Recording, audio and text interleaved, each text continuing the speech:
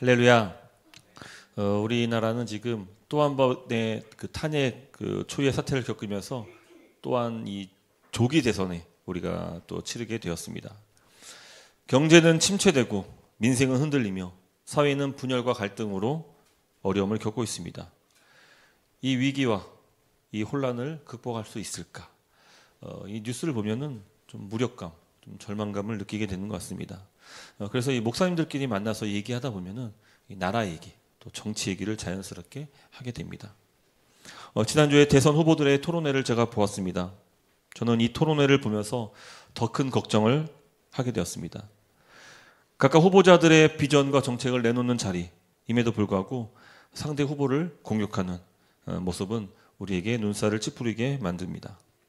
한 명의 지도자를 잘 뽑아야지 나라의 전체 운명도 바뀔 수 있을 텐데 과연 누가 그 책임을 지게 될지 벌써 걱정이 됩니다.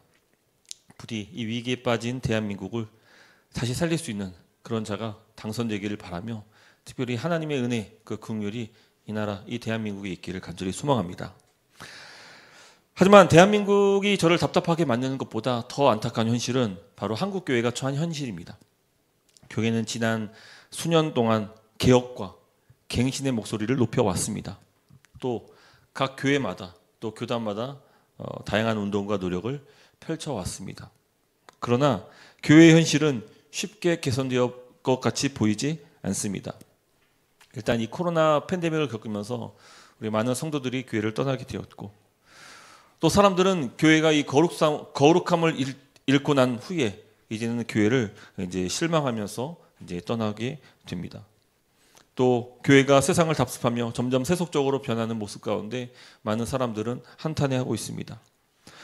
교회는 세상의 빛과 소금의 역할을 감당해야 하지만 또 진리를 선포하고 하나님의 말씀, 복음을 증거하며 사람들을 옳은 길로 인도하는 역할을 맡아야 하지만 교회가 거룩성을 잃고 세속성을 갖게 되면서 교회는 세상의 정욕과 탐심 이것을 가르치고 이것을 소망하도록 만들며 또 세속적인 성공과 인기를 더 중요시 여기고 있습니다. 그런 강단의 메시지로는 절대 교회도 성도도 세상도 변화시킬 수 없습니다. 여러분, 말로만 국민 하는 사람이 지도자가 된다고 절대로 이 나라가 바뀌지 않습니다.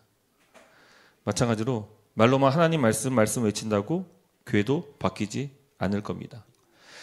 이 나라와 국민을 진정으로 사랑할 줄 아는 지도자가 대한민국을 살릴 수 있다면은 하나님을 사랑하며 이웃을 돌볼 줄 아는 자가 교회를 섬길 때 교회가 회복될 줄 믿고 또 살아나게 될 것을 믿습니다.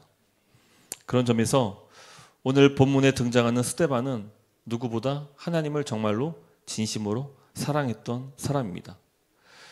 그는 하나님의 진리를 자신의 생명보다 더 값지게 여기면서 담대하게 목숨을 걸고 복음을 증거했던 복음 전도자였습니다. 그리고 그 결과 결국 자신의 생명을 내어주면서 순교자로 일생을 마치게 됩니다. 성경은 그런 스데반을 가리켜서 성령 충만한 자였다라고 본문이 계속 소개해주고 있습니다. 여러분, 모든 인간은 다 죄인입니다. 그리고 그 죄의 결과는 사망입니다. 이것이 우리에게 정해진 운명이라면 우리는 누구도 죄의 문제도 죽음의 문제도 해결할 수 없습니다. 그렇다면 우리가 어떤 한 인생을 평가할 때에 그 사람의 삶의 업적들, 그가 어떤 생애를 살았는지 이것을 돌아보는 것도 참 중요하겠지만 이 죽음이 인생에 있어서 모든 사람에게 피할 수 없는 그런 운명이라면 그가 어떻게 죽었는지 또한 그 사람의 일생에 포함될 줄 믿습니다. 여러분, 이 말은 달리 생각해 볼 수 있는데 살아생전의 삶이 참 중요합니다. 그가 어떤 삶을 살았는지도 중요하지만 하지만 우리의 인생에 죽음이 포함되어 있다면 그 사람이 어떻게 죽었는지도 매우 중요하다는 것입니다. 그러므로 한 사람의 인생을 살필 때는 반드시 삶과 죽음을 전체 모두를 다 다뤄야 하는 것입니다. 한 나라의 운명을 책임지는 그 장수가 자기는 전장에서 끝까지 적들과 싸우다가 죽겠다고 그렇게 선포하고 실제로 그런 죽음을 맞이했다면은 그의 죽음은 장수로서 한 나라를 지키는 군인으로서 가장 값진 죽음이다라고 말할 수 있을 것입니다. 우리 연예인들 그런 말 가끔 하잖아요. 죽는 날까지 무대에 서고 싶다. 그렇죠? 근데 대중의 사랑을 받는 그런 연예인이 진짜로 그가 죽기 직전까지 무대에서 활동할 수 있었다면은 그의 삶과 죽음은 정말 누구보다 값진 연예인으로서 영광스러운 삶이었다고 말할 수 있을 것입니다. 목사도 죽는 날까지 하나님의 사명을 이룰 수 있다면은 그것만큼 영광스럽지 않을 수가 없을 것입니다. 여러분, 왜 사도행전은 사도도 아니었던 한낱 일반 성도에 불과했던 스데반의 죽음을 이렇게 장엄하게 방대하게 다루고 있는 것일까요? 바로 스데반의 삶도 그리고 그의 죽음도 모두 성령으로 충만했던 인생이었기 때문입니다. 그는 생전에 살아서는 복음을 증거하는 복음 전도자였고 담대하게 복음을 증거함으로써 하나님의 진리를 대언했던 그런 사람이었다면 그는 죽음을 마다하지 않고 끝까지 그 사명을 이루도록 삶을 살았습니다. 성경의 정황으로 봤을 때 그는 매우 짧은 시간 활동했을 것입니다. 그러나 그의 삶과 죽음은 당시 살아가는 모든 신자들에게 귀감이 되었을 것입니다. 사도행전이 기록되었을 당시는 AD 60년대로 추정이 되는데 그때는 유대인들이 기독교인들, 예수 믿는 자들을 박해하고 핍박했던 시대입니다. 또 당시 로마를 통치하던 황제는 그 유명한 네로 황제였습니다. 그는 AD 64년도 로마에 있었던 대화재 사건으로 기독교인들을 끔찍하게 박해하고 죽이고 열성을 띄웠습니다. 교회는, 신자는 같은 동족이었던 유대인들에게마저도 버림받았고 또 정치적으로는 로마 황제의 압제를 받아서 그의 죽음, 목숨도 위험을 받는 그런 상황이었습니다. 하지만 교회는 그런 무수히 많은 핍박과 박해, 고통 속에서도 끝까지 때로는 숨어서 예배드렸고 또 때로는 담대히 사람들에게 복음을 증거했고 또 어떤 사람은 비장한 죽음을 맞기도 했습니다. 이 사도행전을 읽는 그 독자들은 사도행전의 말씀이 큰 위로가 되고 또 소망이 되고 힘과 용기가 되었을 것입니다. 초대교회는 성령 충만을 받음으로 말미암아 복음을 담대히 전했고 세상을 두려워하지 않았습니다. 그들은 세상의 논리를 가지고 살아가지 않고 함께 모여서 공동체 생활을 이루면서 자신의 모든 소유를 팔아서 다른 사람을 온전케 하기 위해서 내어줬던 그런 희생적인 삶도 살아왔습니다. 또 초대교회에 나왔던 사도들뿐만 아니라 일반 성도였던 스데반마저도 죽음을 불사하고 죽음을 두려워하지 않으면서 끝까지 복음을 전하는 그 모습들은 사도행전을 읽었던 당시 독자들에게 큰 위로와 평안 그리고 위로와 소망, 믿음을 주게 되었을 것입니다. 특별히 사도행전에서 이 스데반, 천사의 얼굴을 했던 그 스데반의 모습, 그가 절망 중에서도 그의 모습은 하나님의 임재를 누렸던 평안 가운데 있었고 또 그는 죽음을 두려워하지 않고 담대하게 하나님의 진리를 소화하고자 복음을 증거했습니다. 여러분, 어떤 인생이 성령 충만한 인생이었다라고 과연 말할 수 있을까요? 스데반이면 충분하지 않을까요? 그 어떤 삶도 스데반만큼 하나님 나라를 위해서 잘 살았다고 그런 평가를 받기는 어려울 것입니다. 그리고 사도행전을 읽었던 당시 로마 지배 아래에서 네로의 박해를 받았던 기독교인들은 스데반을 떠올리면서 믿음과 용기를 갖게 되었을 것입니다. 여러분, 당시 사람들이 그랬다면 오늘날 우리가 살아가고 있는 우리 삶 속에서 사람들은 어떤 죽음을 소망하며 살아갑니까? 한 유행가의 제목처럼 9988-234 이게 가장 원하는 죽음 아닙니까? 이게 뭔 소리야? 9988-233이 뭔 소리야? 여러분들은 모를 거예요. 근데 나이가 있으신 분들은 다 알아요. 이게 뭐냐면요, 99세까지 팔팔하게 살다가 2, 3일 앓다가 4일 만에 죽자. 이게 9988-234입니다. 이게 현대인들이 가장 소망하는 죽음이라고 말합니다. 여러분, 어떤 사람은 사도행전을 읽으면서 가슴이 뜨거워질 거예요.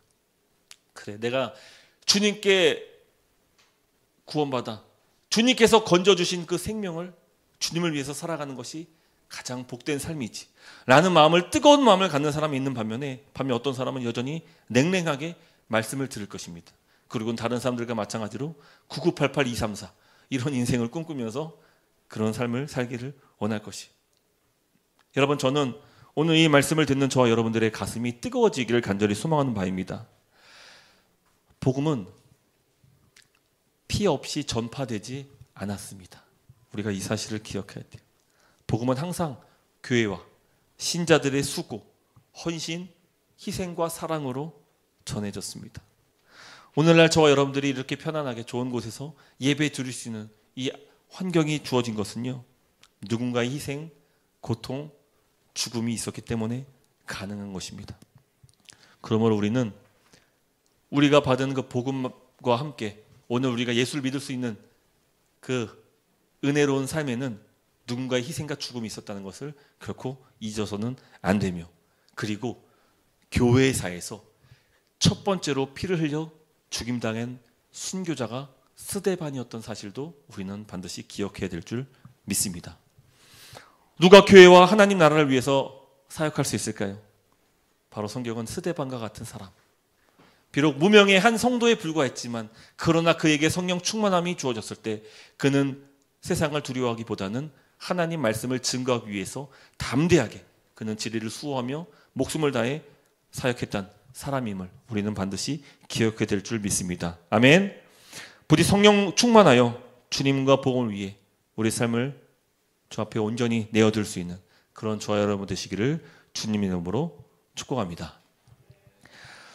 오늘 본문 말씀으로 들어가서 사도행전 7장은 크게 두 부분으로 구분할 수 있는데, 하나는 스데반의 설교, 또 하나는 스데반의 죽음입니다. 오늘은 스데반의 설교의 일부만 다루고 다음 주에는 스데반의 설교의 나머지 부분과 죽음을 다루려고 합니다. 여러분, 스데반의 설교는요, 사도행전 전체에 나온 설교들 중에서 가장 긴 장편의 설교가 됩니다. 그동안 스데반의 죽음이 주는 무게 때문에 사실은 스데반이 했던 그 설교는 조금 주목받지 못한 경향이 있습니다. 하지만 우리가 앞서서 살펴봤지만 성경이 기록하고 있는 스데반에 대한 평가는 어땠습니까? 그는 지혜와 성령이 충만한 사람이었다고 사도행전은 소개합니다. 또 그는 담대히 복음을 전했던 전도자이며 누구도 그의 주장을 당해낼 수 없을 정도로 탁월한 설교자였음을 성경은 기록합니다. 그래서 실제로 어떤 학자는 만약에 스데반이 이 자리에서 죽지 않았다면 그는 사도 바울을 능가하는 복음 전도자였을 것이다 라고 그렇게 평가하기도 합니다. 여러분, 오늘 우리가 본 스데반의 설교는 단 한 편입니다. 근데 이 설교가 얼마나 위대하고 대단한지 마틴 로이드 존스 목사는 이 설교 한 편을 가지고 무려 35번의 설교를 강의를 했습니다. 대단하죠. 예. 저는 그에 비해 2주에 걸쳐서 말씀을 전하니 이 설교의 내용이 얼마나 비교적 간단하게 살피는 건지 여러분들 좀 감안하며 봤으면 좋겠습니다. 7장 1절 말씀 보면은 대제사장이 이르되 이것이 사실이냐, 이렇게 7장이 시작됩니다. 사실 여러분, 스데반은 지금 설교하는 자리에서 복음을 증거하기 위해서 지금 이 연설을 한 게 아닙니다. 지금 설교가 아니에요. 지금 재판장에서, 공회에서 지금 너가 정말로 하나님과 모세를 모독했느냐 라는 거에 대해서 대제사장이 이게 사실이냐 한번 변론해 봐라, 최후 변론을 지금 요청받아서 그가 변론하고 있는 자리입니다. 하지만 스데반은 그 변론의 기회를 얻어서 자신을 변호하기보다 복음을 증거하는데 이 변론 마지막 기회를 사용합니다. 먼저 스데반은 하나님의 성전을 모독했다는 주장에 대해서 반박을 합니다. 자신을 변호하기 위해서가 아니라 이 성전이 이제 새로운 시대를 맞이해서 어떻게 변화됐는지를 증거하고 있는 것입니다. 여러분, 그동안 유대인들이 해왔던 성전 중심의 신앙이 있는데 스데반은 지금 이것을 과격하게 박살내고 있습니다. 그것도 성경 말씀을 빌미로 근거로 말미암아 하는 것이죠. 여러분, 유대인들에게 절대로 건들면 안 되는 게 있어요. 크게 두 가지를 얘기하자면 하나가 성전이고 또 하나가 다음 주에 다루게 될 율법인데요. 근데 성전을 건든 거예요. 그 성전은 하나님이 임재하는 장소로 성전을 건드렸다는 것은 곧 하나님을 건든 것이 됩니다. 그래서 예수님께서 십자가의 형벌을 받게 된 그 죄목이 무엇이냐라고 할 때 대표적인 그 죄목이 바로 신성모독, 성전모독에 있었습니다. 근데 스데반도 동일하게 예수님과 똑같은 죄목을 갖고 지금 공회에서 재판을 받고 있는 것입니다. 왜 유대인들은 성전을 그렇게 소중히 여겼습니까? 그들에게 성전은 하나님이 임재하시는 거룩한 장소이기 때문입니다. 그런데 감히 한낱 인간 따위가 하나님의 머무시는 그 성전을 모독할 수 있겠습니까? 당시 유대인들에게 성전은 하나님의 임재가 머무는 유일한 장소였으며 또 성전은 이스라엘의 민족성을 나타내는 정체성을 드러내는 중심이었습니다. 유대인들은 선민 사상이 있었습니다. 하나님이 우리를 선택했다. 우리는 하나님 백성이다. 그런데 그 선민 사상의 중심에는 바로 성전이 있었습니다. 왜냐하면 성전은 누구에게 주신 겁니까? 유대인들에게 주신 거예요. 그래서 유대인들은 자신의 나름대로의 성전 신학을 갖고 자신들이 선민이라고 주장했던 것입니다. 하지만 스데반의 설교는 그 유대인의 성전 신학을 산산조각 내었습니다. 자, 스데반의 설교를 보면은 4명의 주요 인물이 등장합니다. 근데 그 주요한 인물들 보면은 하나님의 구속사에서도 매우 중요한 역할을 맡았던 사람인데 지금 그 스데반은 구속사를 설명하기 위해서 이 4명의 인물을 소개했다기보다는 그가 지금 성전에 대한 잘못된 유대인의 사상을 깨트리기 위해서 이 4명의 인물을 지금 이야기하고 있는 것입니다. 자, 먼저 첫 번째 사람 아브라함인데 여러분, 아브라함은 어떤 사람입니까? 아브라함은 믿음의 조상이며 이스라엘의 기원이에요. 이스라엘의 시조가 누굽니까? 아브라함이에요. 아브라함에게 하나님께서 약속하시죠. 내가 너에게 땅과 큰 민족을 주시겠다. 그 말하는 큰 민족이 어떤 민족입니까? 유대인의 뿌리 이스라엘입니다. 12지파. 사도행전 7장 2절 말씀 보면은 이렇게 말합니다. 스데반이 우리 조상 아브라함이 하란에 있기 전 메소포타미아에 있을 때에 영광의 하나님이 그에게 보여. 자, 하나님께서 처음으로 아브라함에게 영광의 하나님 모습으로 나타나십니다. 근데 하나님께서 아브라함에게 찾아오셨던 그 장소가 어디입니까?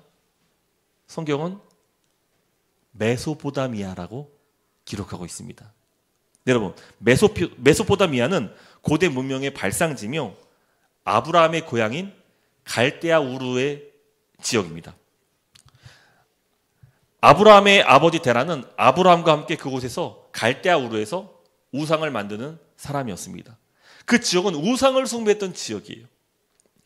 스데반은 하나님께서 이스라엘의 시조가 되는 믿음의 조상 아브라함을 처음 불렀던 그 장소가 하나님의 약속의 땅이 아닌 우상 숭배 지역이었던 메소포타미아 지역이었다는 것을 지금 말씀하고 있는 것입니다.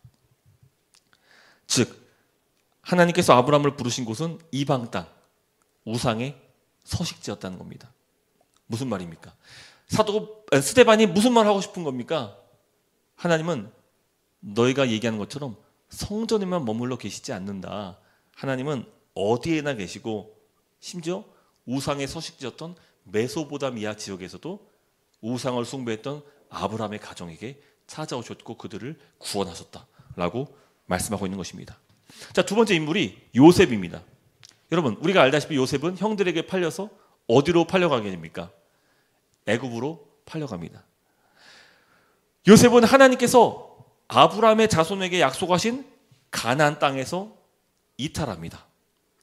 하지만 하나님은 놀랍게도 애굽 땅에서도 여전히 요셉과 함께 하셨다고 성경은 기록하고 있습니다. 오히려 이스라엘 백성, 그 야곱 백성들이, 야곱 가족들이 가나안 땅에서 하나님께서 약속하셨던 그 가나안 땅에서 기근을 피하기 위해서 오히려 애굽으로 들어가서 거기서 400년 동안 살게 되죠. 그래서 애굽에서 그들은 큰 민족을 이루게 됩니다. 무슨 말을 하고 싶은 겁니까? 하나님께서 가나안 땅에만 머무는 게 아니야.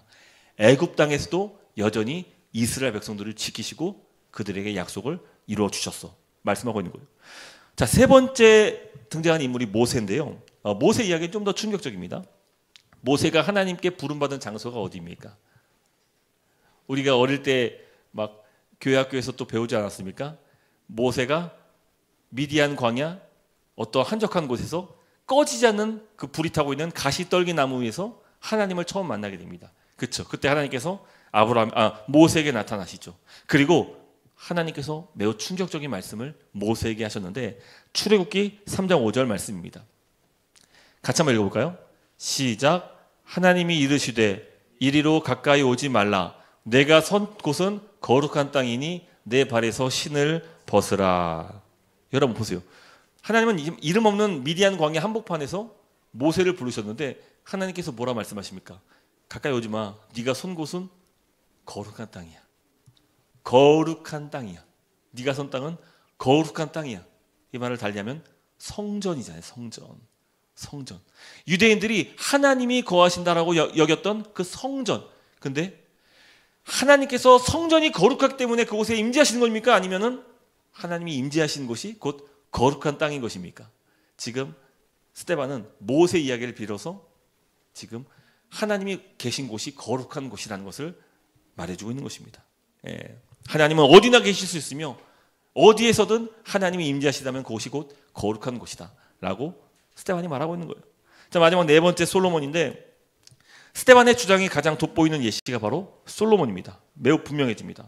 솔로몬은 누굽니까? 하나님의 성전을 건축한 인물입니다. 그렇죠? 하나님께서 스데반에게 이렇게 말씀하셨는데 사도행전 7장 48절 말씀을 인용합니다. 자, 그러나 지극히 높으신 이는 손으로 지은 곳에 계시지 아니하나니. 손으로 지은 게 뭡니까? 성전. 하나님은 결코 그 성전 안에 갇혀질 수 없다는 것을 하나님께서 말씀하신 거예요. 여러분 그래요. 하나님은 만유의 주제가 되십니다. 그 만유의 주제가 되시는 분이 한낱 인간이 만든 그 건축물에 그곳에서만 계실 수 없는 것이죠. 또 스데반은 이사야 선지자의 글을 인용하는데 7장 49절 말씀입니다.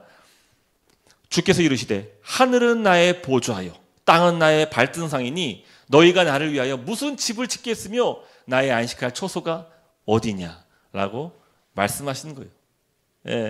이 말씀은 하나님께서 성전이라는 건물에 결코 갇혀 계실 수 없다는 것을 분명히 말해주고 있는 것입니다. 자, 어때요? 이 네 명의 인물을 우리가 살펴봤는데 스데반이 지금 뭘 얘기하고 싶은지를 분명히 알겠죠. 유대인들이 이 말을 들었을 때 어떻게 생각했을까요? 뭐 화가 났겠죠. 그들이 신성 모독했다. 아니 그 이상으로 지금 성경까지 지금 들면서 얘기하고 있으니까 이거 당해낼 재간이 없는 거예요. 스데반은 유대인들이 성전을 우상처럼 여기는 그 거짓 신앙에 대해서 지금 낱낱이 고발하고 있는 것입니다. 하나님의 구원이 결코 예루살렘과 성전 안에서만 이루어지지 않고 있음을 지금 성경 말씀을 근거로 반증하고 있는 것입니다. 특별히 성령 강림으로 지금 새 시대가 도래했단 말이죠.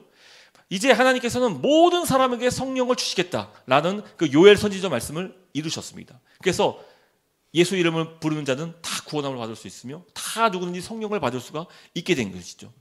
특정 건물에만 거룩한 하나님의 영이 임하는 것이 아니라 성령을 받은 모든 자들 가운데 하나님께서 성령으로 말미암아 임재하신다는 사실을 이제 스데반이 말씀 통해서 말하는 것입니다. 여러분 그래서 우리의 신앙은 뭐 우리 산예교 성도들은 너무 잘 알겠지만 건물 중심이 아니라 우리는 하나님 중심이고 특별히 하나님이 거하시는 거룩한 성전인 성도 중심이 되어야 하는 것이죠. 하나님은 어디에나 거하실 수 있으며 특별히 지금은 성령님이 거하시는 우리들 가운데 거하시는 것입니다. 할렐루야. 자, 오늘날 우리도 모르는 사이에 사실은 유대인들처럼 잘못된 신앙을 갖기도 합니다. 우리에게는 어떤 것이 좀 성전 신학이라고 불릴 수 있을까요? 지금 우리들은 그렇지 않지만 주일 11시 예배에서만 하나님을 만난다 라고 생각하는 것, 그거 아니죠. 물론 예배당 안에서 느끼는 어떤 그 분위기나 또 예배 순서, 또 기도 소리 이런 것들이 우리에게 주는 어떤 평안함과 또 하나님의 임재가 거한다라는 그런 기분과 느낌을 가져오게 됩니다. 그런 안식을 줍니다. 하지만 그렇기 때문에 하나님께서 예배당 안에서만 더 응답하시느냐? 그렇지 않다는 것이죠. 여러분, 이 건물이 거룩해서 우리가 이곳에서 예배 드리는 것이 아니라 우리가 예배하기 때문에 성령을 받은 자들이 이곳에서 함께 모임을 갖기 때문에 이곳이 거룩한 장소가 될 수 있는 거예요. 이곳에서 하나님께서 예배를 받으시는 것이죠. 우리가 어딜 가든지 우리가 그곳에서 하나님을 예배한다면 주님은 우리와 그곳에도 함께 하시는 것입니다. 할렐루야. 우리가 주님의 말씀으로 거룩하게 살아가는 그곳에 하나님이 거하세요. 우리가 주의 말씀으로 거룩하게 살아가는 모든 곳이 하나님이 임재하시는 곳이며, 그곳은 뭐 학교, 뭐 카페, 그렇죠? 뭐 집, 직장, 놀이터, 모든 것이 다 되는 것입니다. 중요한 것은요, 장소가 어떻고 구별되고 장소가 어떻게 잘 되어 있냐, 그게 아니라 과연 우리 안에 거룩하신 성령께서 임재하시는가, 이게 중요한 거겠죠. 이게 새 시대를 맞이한 우리 성도들에게 주어지는 하나님의 거룩한 성전인 은혜인 것이, 은혜. 더 이상 우리는 성전에 머무는 것이 아니라 거룩하신 영이 함께 하시는 우리로 말미암아 하나님이 예배 받으신다는 것이죠. 자, 고린도전서 3장 16절은 이렇게 말합니다. 같이 한번 읽어보겠습니다. 시작. 너희는 너희가 하나님의 성전인 것과 하나님의 성령이 너희 안에 계시는 것을 알지 못하느냐. 바울의 말이죠. 성령이 거하시는 곳이 거룩한 성전이며 하나님의 뜻대로 살아가는 저와 여러분들이 하나님이 거하시는 성전임을 말하고 있는 것입니다.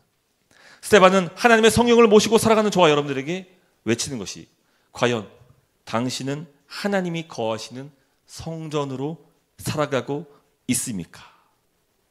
교회 아니시든 교회 밖이든 성령의 인도를 따라서 순종하고 있으십니까? 또 우리와 동행하시는 하나님의 뜻을 따라 거룩한 성전으로 살고 계십니까? 스데반이 우리에게 동일하게 말해주고 있는 것입니다. 그저 주일 예배 들어와서 예배 드리는 것으로 내가 하나님께 드릴 의무를 다했다 라고 생각한다면 그것은 우리나 마찬가지로 유대인들과 똑같은 성전 신학을 가진 그런 모습일 것입니다. 여러분, 신자의 부르심은 교회 안 예배당에만 국한되어 있지 않습니다. 우리는 현대판 유대교 모습처럼 신앙생활할 때가 있습니다. 그래서 주일에 모여서 뜨겁게 예배하고, 예배 중요하죠. 헌금하고 봉사하고 중요합니다. 하지만 이 모든 것이 이런 것이 우리 모든 성도의 의무를 다했다라고 말할 수 없다는 것입니다. 우리 성도의 의무는 예배뿐만 아니라 세상에서도 일상 예배로 하나님을 예배하는 것이죠. 자, 이렇게 생각해 보면 좋겠는데, 이제 내일 모레 대선이다 보니까 여러분, 우리 대한민국 국민의 한 사람으로서 어떻게든 이 부강한 대한민국을 만드는데 우리는 이바지해야 될 것입니다. 미국에서 가장 존경받는 신학자 중에 한 명인 스탠리 하우어스가 집필한 하나님 나라 나그네 된 백성, 이 책을 보면은 미국의 목회자들은 교인들이 정치에 참여하도록 만들었다라고 그렇게 말을 합니다. 이 목사님이 그렇게 했다는 게 아니라 일반 미국의 목사님들이 성도들에게 정치에 참여하도록 그렇게 유도하고 있다, 그렇게 말하고 있습니다. 여러분, 왜 미국의 목회자들이 교인들에게 정치를 참여하도록 유도할까요? 아마 여러 가지 이유가 있겠지만 이 목사님이 이렇게 얘기하는 거예요. 이 스탠리 하우어스는 그 이유는 정치가 사회를 바꿀 수 있고, 또 정치가 빈곤, 경제, 테러, 에너지, 환경, 결혼과 출산, 교육, 문화 등 다양한 문제를 해결할 수 있기 때문에 그렇게 목사님들이 정치에 성도들이 참여할 것을 계속 독려하고 있다는 것입니다. 그런데 오늘날 한국교회를 보더라도 똑같은 것 같아요. 한국의 대형교회 목사님들이 저마다 정치의 성도들에게, 근데 그 정치에 참여하는 것이 특정 정당을 지지하고 특정 인물을 유세하는 그런 쪽으로 가고 있는 것이죠. 여러분, 일반 교인들은 어떻게 정치를 참여할 수 있을까요? 일반적으로 우리는 투표를 통해서, 그렇죠, 선거를 통해서 지도자들을 선출할 수 있습니다. 또 어떤 사람은 못 믿겠어, 내가 직접 정치인 돼야겠어, 그러고는 목사임에도 불구하고 직접 정치에 뛰어드는 그런 사람도 또 있는 것이죠. 지난 며칠 동안에 그 사전 투표를 했습니다. 그렇죠. 높은 사전 투표율을 기록을 했는데 아마도 이 국정 불안을 해소하기 위한 그 백성들, 국민들의 그런 생각들, 마음들이 이 정치에 관심을 두고 있다는 것을 보여주고 있다고 생각합니다. 국가 위기를 극복하기 위해서 우리 국민들이 투표에 열심히 참여하는 것, 이거 매우 바람직한 태도입니다. 긍정적으로 볼 수 있습니다. 하지만 한 가지를 생각해 봤으면 좋겠는데, 대한민국 국민이 정치에 참여하는 방법이 과연 투표가 유일할까요? 우리는 힘도 없고 능력도 없으니까 그냥 투표만 잘하면은, 내가 지지하는 그 지도자만 선출된다면은 우리는 정치 의무를 다했다라고 그렇게 말할 수 있을까요? 여러분, 그리스도인이 정치에 참여할 수 있는 다양한 방법이 있습니다. 그 중에 하나가 투표입니다. 매우 중요합니다. 투표는 국민의 의무이면서 우리가 정말 하나님을 경외하는 지도자를 선출할 수 있는 그런 방법이 됩니다.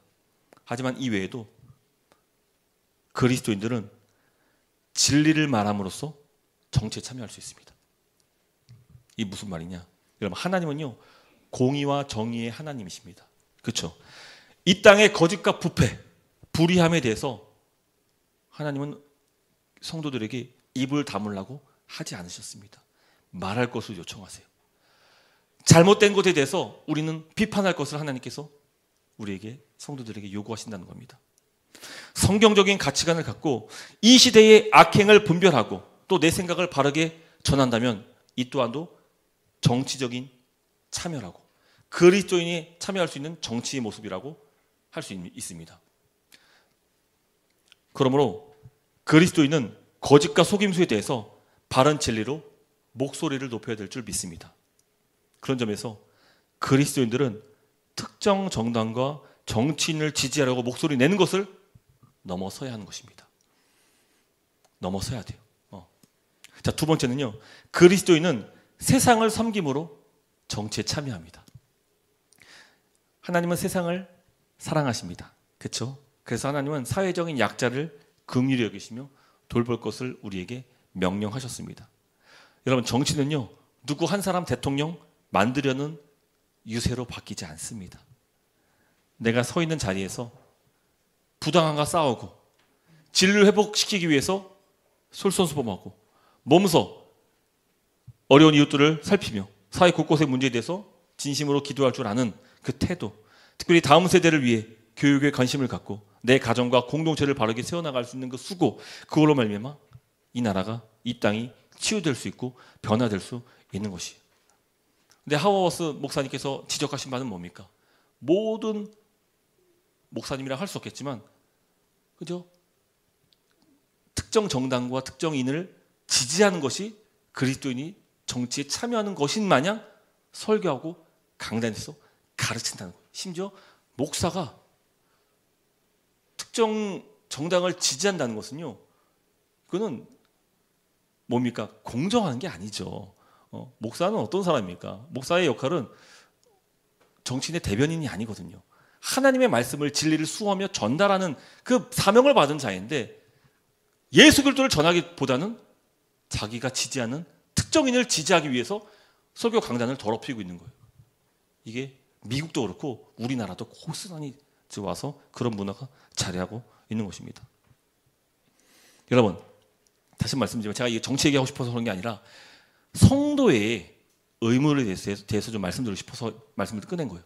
여러분, 성도는요, 예배 안에 참석했다고 모든 의무를 다한 것은 결코 아니라는 것이. 우리는 하나님께 주일에 따로 시간을 구별해서 공동체로 뜨겁게 예배하는 그 의무를 갖고 있습니다. 그리고 또 하나는 우리는 주일 외에도 일상에서 내 삶의 모든 분야에서 하나님의 말씀의 뜻대로 살아가는 그 일상 예배의 책임과 의무도 갖고 있다는 것입니다. 그래서 스데반의 주장대로라면 우리는 만일 주일 예배만 참석하고 있다면 주일만 거룩한 성전일 것이, 하지만 평일에도 일상 예배로 하나님의 영광을 위해 살아가고 있다면 우리의 모든 삶 전체는 다 거룩한 성전일 것입니다. 그래서 주께서 보내신 성령을 받아서 성령의 뜻대로 살아가고 순종하는 것이 바로 그리스도인의 책임이며 의무라는 것을 우리에게 말씀하고 있는 것입니다. 특별히 하나님은 그리스도인들에게 선교적 사명을 주셨습니다. 그 선교적 사명이란 첫 번째, 예수 그리스도의 복음의 증인이 되는 것입니다. 이건 사도행전에서 계속 누누이 강조하였던 바입니다. 우리는 땅의 끝까지 복음을 증거하는 증인된 사명을 이루어야 될 줄 믿습니다. 그리고 두 번째는 우리의 선교적 교회 비전과도 연결이 되는데, 바로 일상 예배를 통해서 세상의 빛과 소금으로 살아가는 것입니다. 항상 강조드리지만 우리는 첫 번째 말로도 복음을 증거할 수 있지만 두 번째 삶으로도 복음을 증거할 수 있습니다. 지금 대한민국 정치 사회는 병들어 있습니다. 다 느끼실 겁니다. 더 큰 문제는 교회마저도 그 기득권 손에 이끌려서 힘 좀 거머쥐려고 정치와 손을 잡고 교인들을 선동하고 있다는 것입니다. 아마 내일 모레 선거기 때문에 아마 오늘 강단에서 외치는 목회자들의 메시지가 매우 강력하게 전달이 될 겁니다. 특정 대형교회 목사님들, 특정인들을 계속 지지하면서 특정 정당에 대해서 계속 이야기하고 하는 모습들, 아마 오늘 이 시간이 가장 그런 시간으로 뜨겁지 않을까 한번 조심히 생각을 해봅니다. 투표해야 됩니다. 그리고 여러분들이 지지하고 있는 사람들 그거 투표해야 될 의무가 있습니다. 하지만 그것이 우리의 국민으로서의 의무가 다는 아니라는 점을 기억하시고, 우리는 하나님 나라 백성으로서 이 땅에서 하나님의 진리의 복음을 증거할 수 있는 그 책임과 의무가 있다는 사실을 기억함으로써 세속적인 것과 우리는 성경적인 가치관이 대립되고 부딪힐 때 우리는 과감하게 성경적인 세계관을 전하고 외치고 증거할 수 있는 그런 증인자가 되어야 된다는 것입니다.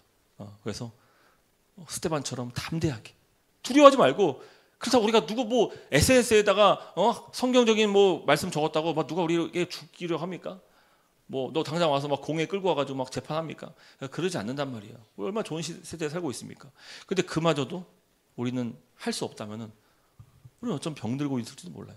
교회 아무리 개혁과 갱신을 얘기해봐야 성도의 삶에서 전혀 말씀의 기반으로 한 증거도 없고 삶도 없는데 어떻게 교회가 개혁되고 갱신될 수 있겠습니까?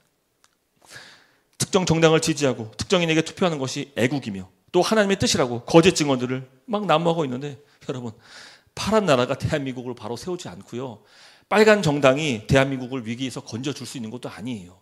우리는 예수 믿는 신자들은요, 그 어떤 누구에게도 소망을 두지 않습니다. 우리의 유일한 소망은 누굽니까?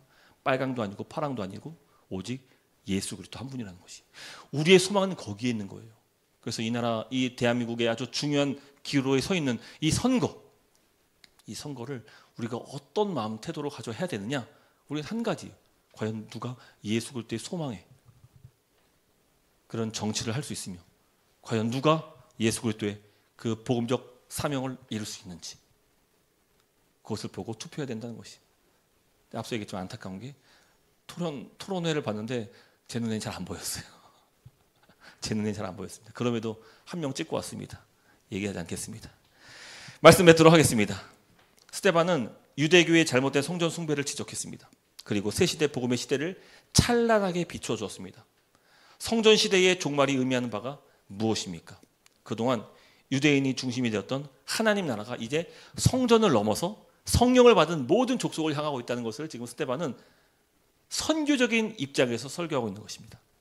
여러분, 하나님 어디 계십니까? 유대인에게만 계십니까?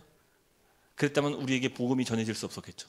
하나님은 모든 민족에게 복 주시기 위한 하나님의 선교를 지금도 일하고 계심을 여러분 꼭 기억하심으로, 오늘 사명을 받은 저와 여러분이 거룩한 성전이 되었어. 때로는 담대히 복음을 증거하고 거짓과 싸우며 때로는 삶으로써 예수 그리스도의 사명을 이뤄낼 수 있는 그런 저와 여러분이 될 때, 그때 지금도 하나님의 선교가 계속 이어지게 될 줄 믿습니다. 그러므로 성전은 건물이 아니라 성령이 거하시는 저와 여러분이고, 우리의 모든 사역과 책임 가운데 성령님은 일하신다는 사실을 기억하시기를 바랍니다. 할렐루야. 그래서 가정에서 성전으로 사시고 또 직장, 학교에서도 거룩한 성전으로 살아갈 수 있기를 축복합니다. 사회 속에서 진리와 사랑으로 성전답도록 빛과 소금으로 살아가며 거룩한 성전인 저와 여러분을 통하여서 이 세상에 예수 그리스도의 진리와 그의 소망이 나타날 수 있기를 간절히 소망합니다. 부디 우리 한 명 한 명이 거룩한 성전으로 살아갈 수 있기를 주의 이름으로 축복합니다.